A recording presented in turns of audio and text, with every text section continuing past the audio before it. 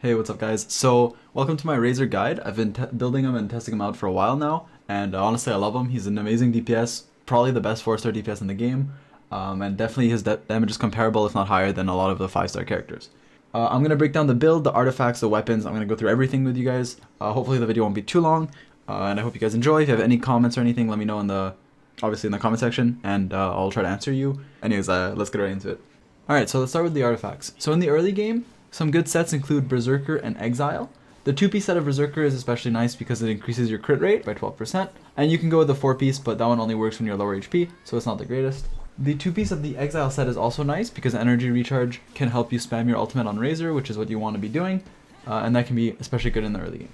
But in the late game, you do get some much better sets, and that's what we're going to be talking about right now. So the sets you want in the later game are Gladiator, Thunder Soother, Thunder Freeing Fury, or even the 2-piece of Bloodstained. Now we're going to talk about all of these one at a time. So first of all, the Gladiator set. In my opinion, this is the best set on Razor, but it's definitely, if it's not the best, it's definitely like top 3. So you can sort of choose the one that fits your playstyle better.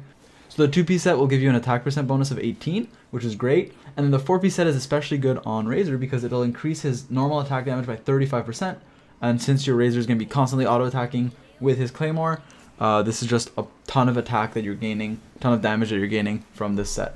Another good set is the Thunder Soother. Now, the 2-piece set is pretty useless, but the 4-piece is really nice. It increases your damage by 35% basically because the enemies are always going to be affected by Electro when you're running Razor, or pretty much always. So 35% can be nice. I personally ran this on my Razor for a bit because I had this set just from farming that domain. I got a bunch of good pieces, so I was like, might as well use it. But now I do use my Gladiator set. Another good set is the Thundering Fury. The 2-piece set increases your electro damage, which we're going to talk about later, but I think physical damage is a lot better on Razor. Although at Constellation 6, which I don't have, but if you pay to win and you have Constellation 6, your electro damage will increase by a lot, so this can be even better at Constellation 6. 4-piece set will buff Superconduct, Overload, and Electrocharge by 40%, which is very nice. So this set can be pretty good. Also, it's worth mentioning that the 2-piece set of Bloodstained Chivalry is pretty nice, so 25% physical damage is great, but I would not go for the 4-piece set at all. And even the 2-piece is nice, but you're gonna I don't think it's better than a 4-piece set of like a Gladiator or something. Let's talk about the stats you want on your artifacts now. So for the Feather and the Flower, their main stats are always going to be the same thing, which is HP for Flower and attack for Feather. So the main thing that matters is the substats. This is a perfect example of a Flower. You have crit damage, crit rate, and some attack. Honestly, an amazing Flower, and this is what you want. So the way the order goes is you want crit damage and crit rate the most, then attack percent is nice, energy recharge is nice, and after that is Elemental Mastery, which isn't bad on Razor, but usually you want to be proccing the elemental reactions with your other characters who are going to have higher Elemental Mastery than your Razor. A good example of a Feather is the one that I have on my Venti right now that I'm going to put on Zhao if he comes out.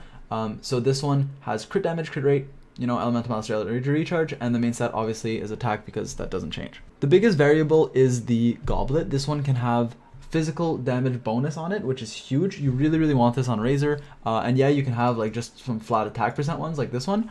But if you do get a physical damage bonus on Razor, that one is much better. This is what you want on them. Electro damage could work too, but I think physical is just much better, and I've run the numbers, and physical does seem to be just a lot better. But if you don't have this, especially in the early game, attack percent can work fine. In terms of circuit, you want either crit damage or crit rate. Both of these work well on Razor, and it'll just increase your DPS by a significant amount. And obviously the circlet is the only piece where you can have either crit rate or crit damage as a main stat, which is why it's so important to have it. And in my opinion, if you can only have one of your artifacts be a 5-star, I would choose the physical damage Goblet or the circlet. So those are definitely the two most important pieces in my opinion. And I did mention the sands, but this is pretty straightforward in my opinion. You just want attack percent because you can't really get anything better on this, so you just want attack percent. And the substats, these ones are really bad substats by the way. You want ideally crit rate, crit damage, something like this is better, crit damage, energy recharge, although the defense and flat attack are pretty bad. Alright, so now we move on to weapons. So the best free-to-play weapon in my opinion is the Prototype Aminus. I love this weapon. I used it for a long time until I got the Wolf's Gravestone.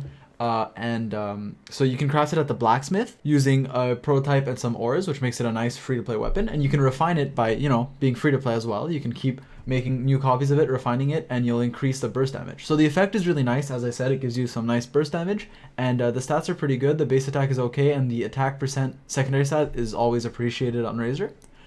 Before you get this though, you can use a 3-star weapon such as the Debate Club, and I've even heard some people say they like the Skyrider Greatsword on Razor. I've never tried it, but On paper, it seems pretty good because the secondary stat is physical damage. So if you're looking for a 3-star, I think these are the two best ones. And then obviously you want to move into the prototype Aminus. And if you have access to every sword in the game, every claymore in the game rather, the Wolf's Gravestone is the best one. There are a few other weapons that I do want to talk about, however, and one of them is the Battle Pass weapon.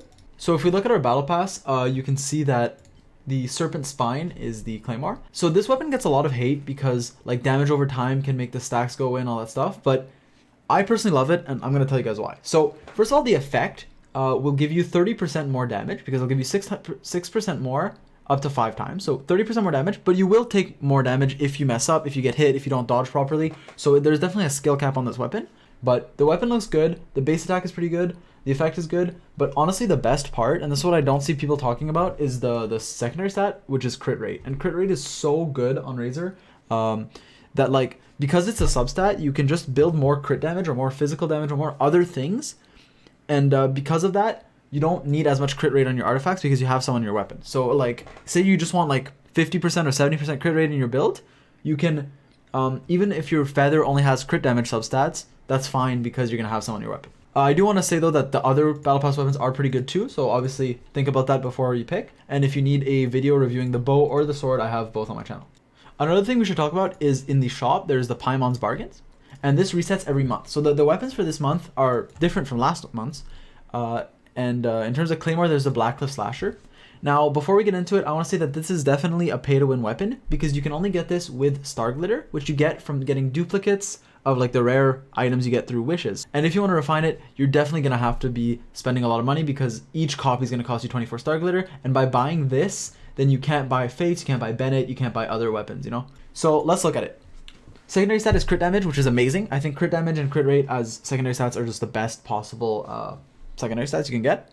Base attack is okay, and then the effect is really good, but it's situational, right? So you get 12% attack increase up to 3 times for 30 seconds, which is really long, right? So you can usually keep this up, especially in like Abyss when there's a lot of small enemies and stuff. So I think it's overall it's really good, but there are definitely some scenarios where the effect is useless, right? You'll still get the crit damage and the base attack, but the effect will be useless, say against just a single monster, like against Storm Terror or against the Wolf or against just, you know, one Ruin Guard. Oh, and very quickly, I forgot to talk about some of the other claymores. So I know some people like the Rain Slasher on Razor. I've never tried it, but it does seem pretty good if you have it refined. Refinement 1 might not be the best, but it is pretty good because it increases your damage against electro-affected enemies. The main downside of this weapon, however, is that your secondary stat is Elemental Mastery, which you don't really want on Razor, because the way you play Razor is usually going to use your Electro on him, and then you're going to proc the Elemental reaction on a character that has high Elemental Mastery, because your Razor usually won't be building Elemental Mastery. In terms of party setup, it's pretty straightforward. First of all, you want to make sure you're always running a Cryo with the Razor. In my opinion, that's just the best Elemental synergy because you can proc Superconduct. So the way Superconduct works is it'll reduce an enemy's physical defense. And since Razor is mainly doing physical damage, that's just amazing because every time you do auto attacks, you're going to be doing more damage because they have less defense. So something like a Kea is really good because his E is nice to apply Cryo, and then his ultimate will constantly apply it, and since Razor can constantly proc Electro as well, it'll superconduct them pretty often, which is nice. Chongyun can be good too, although I haven't really experimented with him with Razor, so I personally don't know, but I've heard that he's good with him. So if it works for you, do that, but be careful because his E does transform your damage into Cryo, and you may or may not want that. Chi-Chi is another really good one if you have her. Obviously, I know she's a 5-star and hard to get, but if you have her, you can run her. She's excellent with the Razor, probably the best support to go run with them because, well, she heals crazy amounts and she can apply Cryo a lot. So you can also bring a Pyro in your party to proc some Overload.